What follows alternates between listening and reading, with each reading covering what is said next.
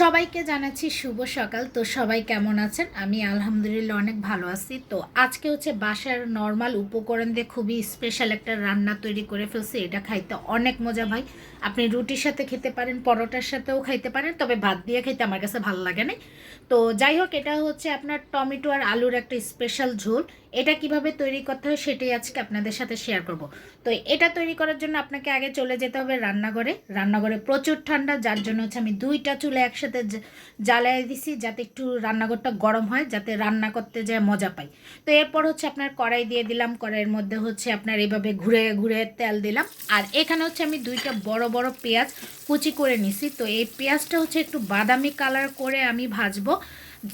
তারপর হচ্ছে এটার মধ্যে একটু আদা রসুনের পেস্ট দিব। আমি এখানে হচ্ছে 3 চামচের মতো আদা রসুনের পেস্ট রেখেছিলাম, সেটাই হচ্ছে আমি এখন এখানে দিয়ে দিলাম।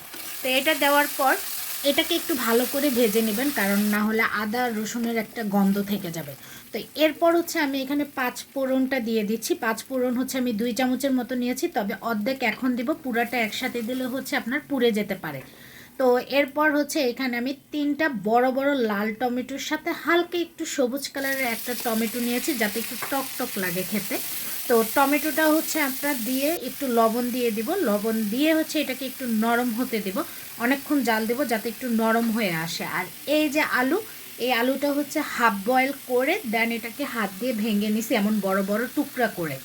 আর হ্যাঁ, আপনারা যদি চান 5 ফোড়নটা আস্তও নিতে পারেন। আমার কাছে গুঁড়া করা ছিল, এই জন্য আমি গুঁড়া 5 ফোড়নটা ইউজ করছি।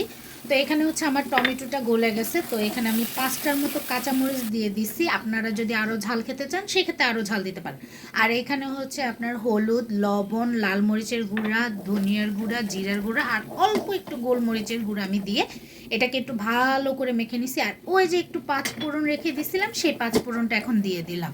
তো 5 ফোড়ন দেওয়ার পর এটাকে ভালো করে নেড়ে চেড়ে দেন হচ্ছে যে ভাঙ্গা আলুগুলা ছিল সেই আলুগুলা দিয়ে এটাকে একটু নেড়ে এখন হচ্ছে পরিমাণ মতো আপনি কতটুকু ঝোল রাখতে চান সেই পরিমাণ অনুযায়ী আপনি এখানে পানি দিয়ে দিবেন।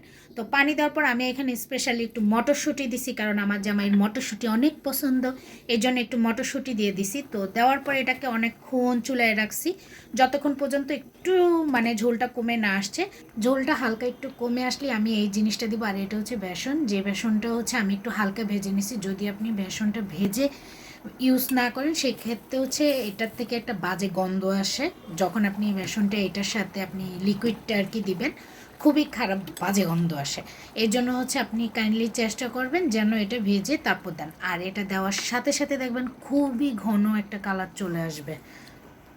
জাস্ট একটু দেখেন কি পরিমাণ ঘন হয়ে গেছে। তো এটা হচ্ছে আপনি কতক্ষণে ঝোল কতটুকু কমাতে চান সেই হিসাব করে হচ্ছে আপনি এটা নামাবেন। তো আমি যথেষ্ট ঝোল কমাইছি, আর ঝোল কমাবো না। এখন হচ্ছে এটা পরিবেশন করে আপনাদের সামনে জাস্ট একটু লুকটা দেখাবো, ফাইনাল লুকটা। তো এটা হচ্ছে একটা সুন্দর করে একটা বাটি নিয়ে আসছি, সেই বাটির মধ্যে এখন আপনাদের সাজিয়ে গুজিয়ে দেখাবো। তো দুইটা জিনিস মাথায় রাখবেন। একটা হচ্ছে আপনি যখন 5 ফোড়ন ইউজ করবেন চেষ্টা করবেন 5 ফোড়নটা 2 বারে দেওয়ার, একসাথে পুরো 5 ফোড়ন দিতে যাবেন না, তাহলে কিন্তু এটা পুড়ে যাওয়ার সম্ভাবনা থাকে। আর এক হচ্ছে বেসন অবশ্যই ভেজে দিবেন, কারণ যদি ভাজা বেসনটা ইউজ না করেন তাহলে লিকুইড করে যখন দিবেন তরকারি থেকে খুবই বাজে একটা স্মেল চলে আসবে। তো এটা হচ্ছে আমার ফাইনাল লুক। যদি কারো ভালো লাগে কাইন্ডলি তৈরি করে শেয়ার করবেন। তো এই তো এতটুকুই ছিল আজকে।